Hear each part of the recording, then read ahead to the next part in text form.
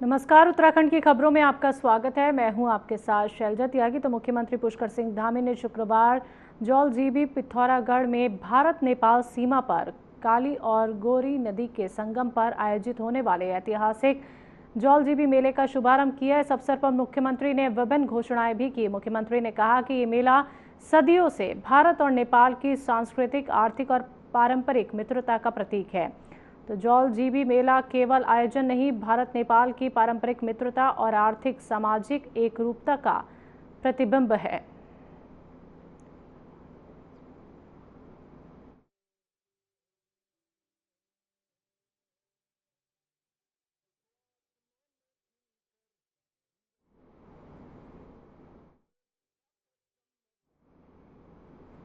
मुख्यमंत्री पुष्कर सिंह धामी ने 73वें राजकीय औद्योगिक विकास और सांस्कृतिक मेले का उद्घाटन किया। तो गौचर मेले में विशाल जनसभा को संबोधित करते हुए उन्होंने कहा कि ये मेला उत्तराखंड के प्रमुख मेलों में से एक है। ये हमारी सांस्कृतिक विरासत को संजोए रखने का प्रभावी माध्यम होने के साथ साथ स्थानीय आर्थिकी को भी सशक्त बनाता है।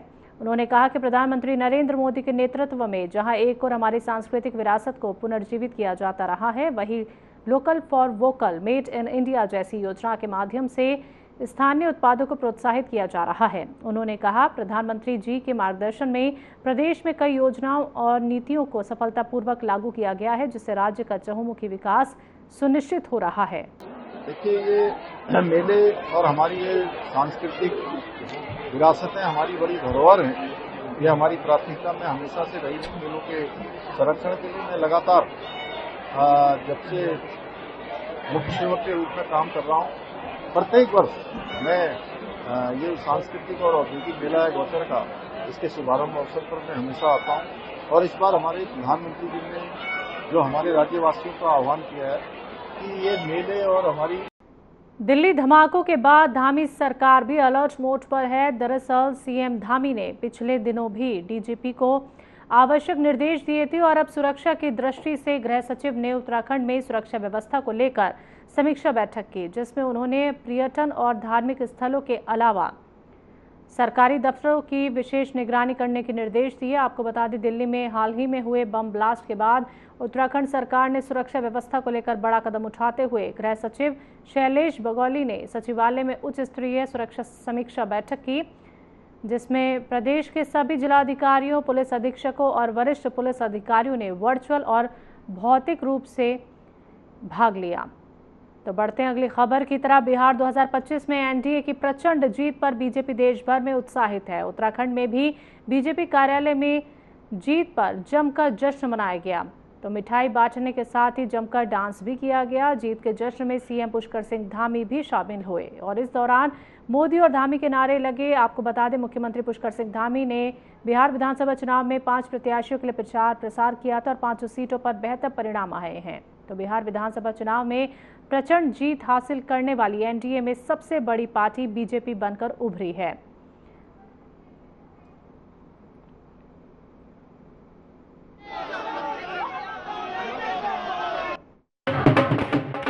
देश के अंदर ये संदेश दिया है कि नरेंद्र मोदी जी के नेतृत्व पर, उनकी बातों पर बिहार को नहीं पूरे देश को भरोसा है। और जहाँ भी अब चुनाव हो रहे हैं, उसके रिजल्ट आ रहे हैं, तो वहाँ प्रधानमंत्री श्री नरेंद्र मोदी जी के नेतृत्व वाली डबल इंजन की सरकारें बन रही हैं। सुशासन इस सरकार की पहचान बन चुकी है, डबल इंजन सरकारों का विकास पहचान बन चुका है, पारदर्शिता पहचान बन चुकी है।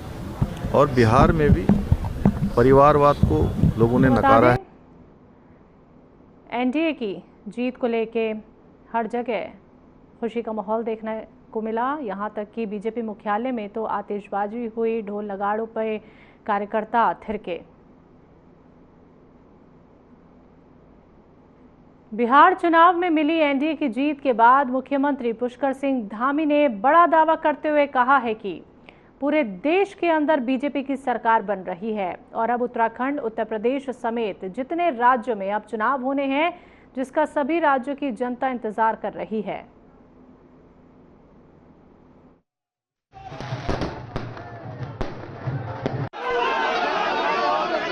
डबल इंजन की सरकार बन रही है। उत्तराखंड, उत्तर प्रदेश समेत जितने राज्यों में अब चुनाव होने हैं, सभी राज्यों की जनता इंतजार कर रही है कि इनको जो है पूरी तरह से बाहर कर दिया जाए।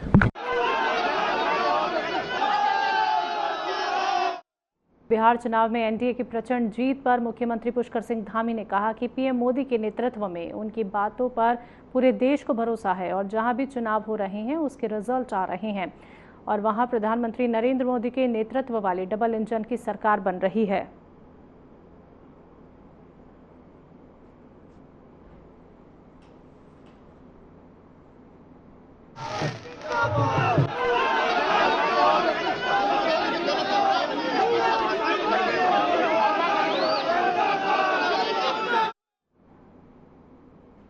बिहार विधानसभा चुनाव में भारतीय जनता पार्टी को मिले प्रचंड बहुमत को लेकर बिहार में ही नहीं बल्कि उत्तराखंड में भी जश्न मनाया जा रहा है। इसी क्रम में जसपुर विधानसभा क्षेत्र में बीजेपी जिला अध्यक्ष मनोज पाल के नेतृत्व में बीजेपी कार्यकर्ताओं द्वारा खुशी का इजहार करते हुए आतिशबाजी की गई और साथ ही साथ मिठाइयां भी बांटी गईं।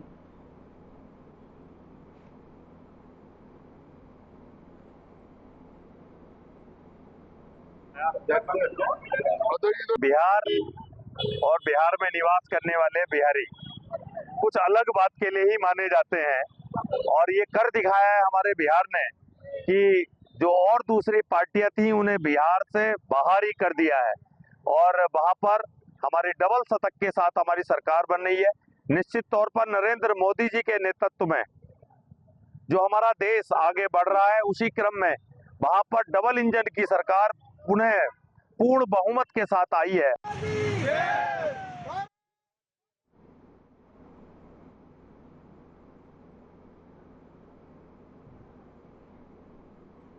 बिहार चुनाव के परिणाम के बाद बीजेपी में खुशी का माहौल है। उत्तराखंड बीजेपी प्रदेश महामंत्री कुंदन परिहार का कहना है कि प्रधानमंत्री नरेंद्र मोदी के नेतृत्व में जिस तरह से कार्य किए जा रहे हैं उसी के तहत बिहार में परिणाम देखने को मिल रहे हैं। तो प्रधानमंत्री देश में सबका साथ, सबका विकास व एक भारत श्रेष्ठ भारत संकल्प को साकार कर रहे हैं।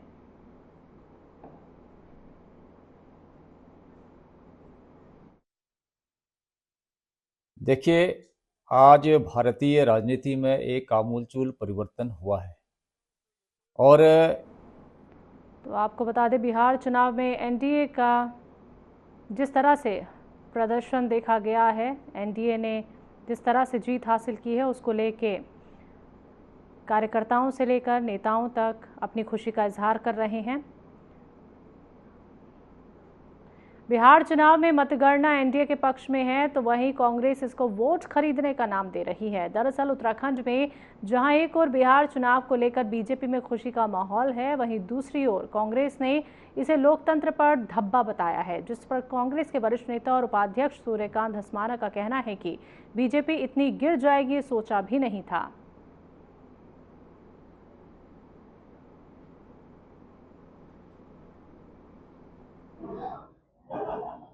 ये जो बिहार में हुआ है, पूरे देश और दुनिया में भारत के लोकतंत्र पे जिस प्रकार का धब्बा लगा है, मतलब चुनाव के दौरान वहां के वोटर्स को, महिलाओं को 10-10 हजार रुपए डायरेक्ट उनके अकाउंट में ट्रांसफर कराना, मतलब वोट के बदले नोट देना, ये आज तक इस देश में नहीं हुआ था। लेकिन सरकार ने सब कुछ, शर्म, लाज, लोकलाज सब उतार करके जिस प्रकार से बिहार के चुनाव को अगवा करने का काम किया है। वोट चोरी तो है ही, एसआईआर की भूमिका तो है ही, लोगों का नाम बड़े पैमाने पर काटने का काम ये सब है, ईवीएम जिसके ऊपर पूरे देश और दुनिया को शक है वो भी है, लेकिन उसके साथ साथ खुलेआम जो काम किया गया, ईवीएम में गड़बड़ है। बात अगली खबर की। उत्तराखंड सरकार जहां एक ओर पारंपरिक फसलों और पहाड़ी उत्पादों को बढ़ावा देने की बात कर रही है तो वहीं दूसरी ओर पूर्व मुख्यमंत्री हरीश रावत के एक बयान ने कई राजनीतिक बहस छेड़ दी है। तो दरअसल हरीश रावत ने कहा है कि राज्य के जैविक उत्पादों में अपार संभावना है और मंडुआ से बियर बनाई जाए तो ये इंस्टेंट हिट साबित हो सकता है, जिस पर बीजेपी ने इसे पहाड़ी उत्पादों की गलत दिशा में उपयोग बताया। तो वहीं कांग्रेस का कहना है कि रावत का मकसद आर्थिक दृष्टि से आत्मनिर्भरता का संदेश देना है।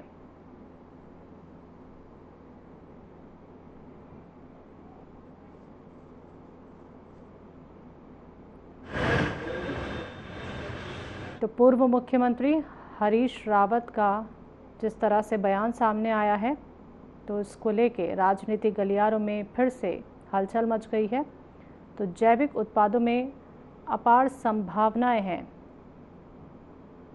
इस बयान से राजनीतिक बहस छिड़ गई है।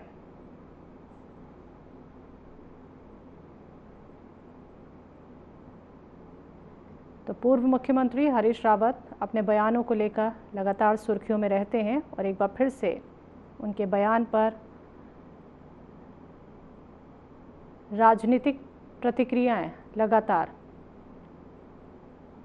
विपक्ष से आ रही हैं।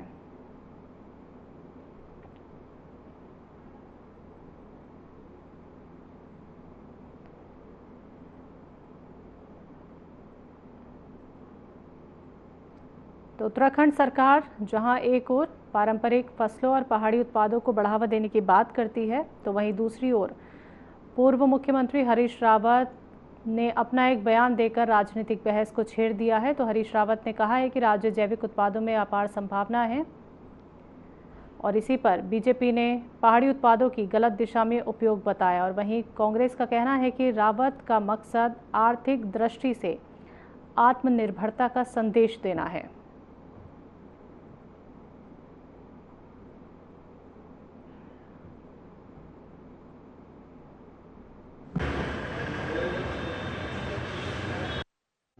देखिए, वर्तमान राज्य सरकार क्या मिलेट्स को बढ़ावा देगी? सबसे ज्यादा यदि प्रधानमंत्री मोदी से भी पहले किसी ने वोकल फॉर लोकल किया है तो वो माननीय हरीश रावत जी ने किया है। हर दूसरी पोस्ट यहाँ के लोकल उत्पादों को लेकर उनकी सोशल मीडिया पर होती है और कहीं ना कहीं जितना ज्यादा झिंगोरे को, मडुए को, कुलत को, इन सबको बढ़ावा माननीय हरीश रावत जी के कार्यकाल में मिला, उससे ज्यादा तो किसी कार्यकाल में नहीं मिला। इवन राजभवन में तक झिंगोरे की खीर परोसी जाती थी और माननीय हरीश रावत जी मुख्यमंत्री के तौर पर कोई भी आयोजन करते थे उसमें पहाड़ी व्यंजन, चाहे वो हमारा चैसा हो, चाहे हमारा काफली हो, ये सब चीजें, हमारी चुड़कानी हो जिसे भटवानी कहते हैं गढ़वाल में, ये सारी चीजें वहां इनकॉर्पोरेट की जाती थी वहां के मील्स में। तो कहीं ना कहीं ऐसा हरीश रावत जी ने कतई नहीं कहा कि मडुए से बियर बनाइए और उसकी खपत केवल उत्तराखंड में कीजिए। मुझे लगता है हरीश रावत जी पर उम्र का कहीं ना कहीं असर आ चुका है और जब उनकी सरकार थी तब डेनिश शराब के पीछे वो लगे रहे और जिसके कारण उनकी सरकार चली गई। फिर भी मुझे लग रहा है कि उनके अंदर एक बुद्धि नहीं आ पा रही है कि भाई जो हमारे यहाँ के मिलेट्स हैं जिनको बढ़ा के हम हिमालयास की तरीके से हिलेंस में हम इतना उस प्रोडक्ट को बेचने के लिए, वो हमारे स्वास्थ्य के लिए कितना लाभदायक है, उससे हम खाने का प्रोडक्ट अपने बना रहे हैं, रोटी खाने का प्रयास कर रहे हैं, खीर बन रही है झिंगोरे की, और ये सब करके हम उन मिलेट्स को बढ़ावा दे रहे हैं जिससे कि वो पौष्टिक आहार बने। प्रधानमंत्री जी ने भी इसको बहुत बार, कई बार कहा है, माननीय मुख्यमंत्री जी ने भी कहा है, लेकिन मेरे ये समझ में नहीं आता है कि हरीश रावत जी की बुद्धि को क्या हो गया कि वो उससे शराब बनाने पे तुले हैं। और मुझे लगता है कि मैं तो इतना ही मानूंगा कि उनका बुद्धि विवेक कहीं पर कमज़ोर हो चुका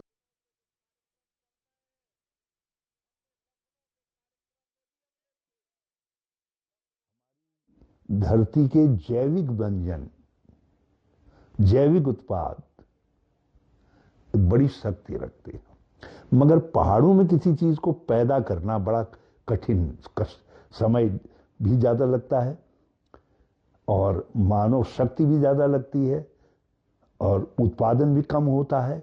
कठिन है, भौगोलिक परिस्थितियां वहां की, उसको कंपनसेट करना पड़ेगा ना।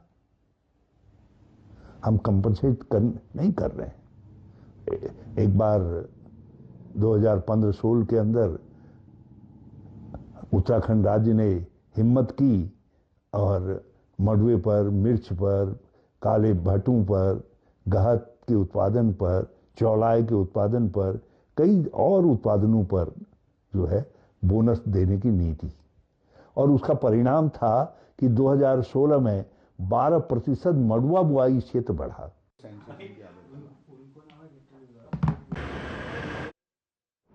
प्रदेश के कैबिनेट मंत्री गणेश जोशी ने विधानसभा स्थित सभागार कक्ष में जल संसाधन, पेयजल निगम, लोक निर्माण विभाग व सिंचाई आदि विभागों के अधिकारियों के साथ अपने विधानसभा क्षेत्र मसूरी के अंतर्गत आपदा से क्षतिग्रस्त विभिन्न कार्यों के संबंध में समीक्षा बैठक की। बैठक में मंत्री ने संबंधित अधिकारियों को निर्देश दिए कि आपदा के कारण क्षतिग्रस्त निर्माण व सौंदर्यीकरण के जो कार्य अभी तक लंबित पड़े हैं उन्हें जल्द से जल्द किया जाए, उनमें तेजी लाई जाए।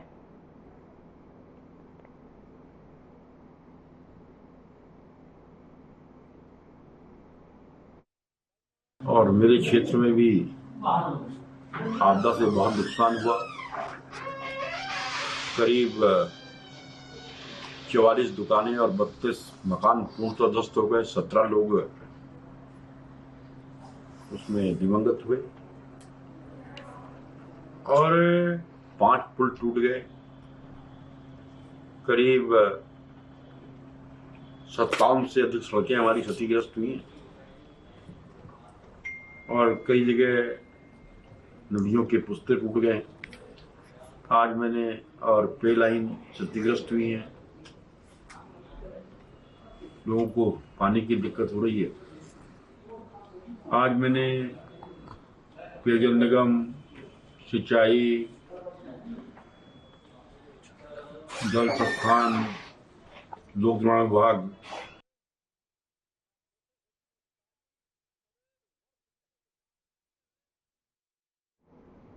कलेक्ट्रेट परिसर में नंदा सुनंदा योजना के तहत असहाय बालिकाओं की शिक्षा को पुनर्जीवित करने के लिए विधायक खजान दास और जिलाधिकारी सविन बंसल ने सहायता राशि के चेक वितरित किए, जहां विधायक का कहना है कि एक बहुत अच्छी पहल है जिससे शिक्षा से वंचित बालिकाओं को काफी फायदा मिल रहा है।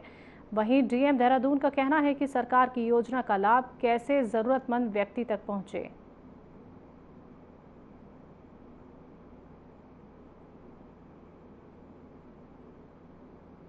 ग्रहण करने देखिए, ऑनरेबल सीएम के मार्गदर्शन में एक प्रोजेक्ट शुरू किया गया था जिले में कि जितनी हमारी बालिकाएं हैं जिनके घर में कोई ट्रेजेडी हो गई है या ऐसी आर्थिक तंगी है, इकोनॉमिक हार्डशिप्स हैं कि उनको अपनी पढ़ाई छोड़नी पड़ी, चाहे स्कूल में, कॉलेज में या पोस्ट ग्रेजुएशन में, लेकिन उनके अंदर पढ़ने की, आगे बढ़ने की प्रबल इच्छा है, अंदर जो स्पार्क है वो जिंदा है, तो उनको हम किस तरह से सपोर्ट कर पाते।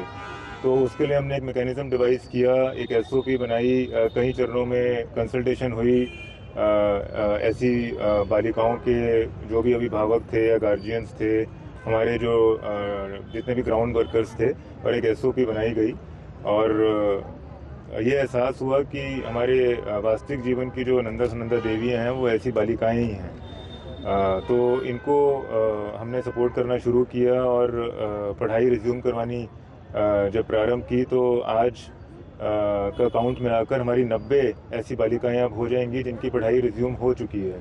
स्कूल्स में जहाँ भी वो पढ़ना चाहती थी, अपने ग्रेजुएशन में और स्नातक उत्तर में, तो वो सब जगह अपने अपने पसंद के कॉलेजेस में, यूनिवर्सिटीज़ में अपनी पढ़ाई ग्रहण कर रही हैं। और आज हमारी 27 बालिकाएँ और इस इनिशिएटिव से जुड़ जाएंगी और इसमें मैं अपने सभी टीम मेंबर्स का, हमारे ग्राउंड वर्कर्स का, हमारी आंगनवाड़ी सहायिकाएँ, हमारे पटवारी, ग्राम विकास अधिकारी, हमारे डीपीओ बाल कल्याण, डीपीओ महिला कल्याण, हमारे सीडीओ, सबका मैं धन्यवाद ज्ञापित करता हूं कि उन्होंने इस इनिशिएटिव को बहुत उत्सुकता से और बहुत तीव्र गति से आगे बढ़ाया है। देखिए, बहुत ही अच्छी और सुंदर योजना है और नंदा सुनंदा, देखिए हमारी माँ भवानी का भी नाम है और इसके तहत जो योजनाएं चलाई गई है उसमें बालिकाओं के लिए बहुत बड़ा लाभ होने वाला है। मैं इसके लिए अपनी सरकार का और माननीय मुख्यमंत्री पुष्कर सिंह धामी का दिल की गहराई से धन्यवाद ज्ञापित करना चाहूँगा कि इस तरह की योजनाएं एक प्रोत्साहन देने का एक कार्य उन्होंने किया है, इसके लिए उनका धन्यवाद ज्ञापित करना। माननीय विधायक जी और आदरणीय जिलाधिकारी महोदय अभी अपना स्थान ग्रहण करने, करतल ध्वनि से जोर से तालियां बजाकर आप स्वागत करने बच करेंगे। उत्तराखंड की खबरों में अभी के लिए इतना ही। मुझे दीजिए इजाजत। नमस्कार।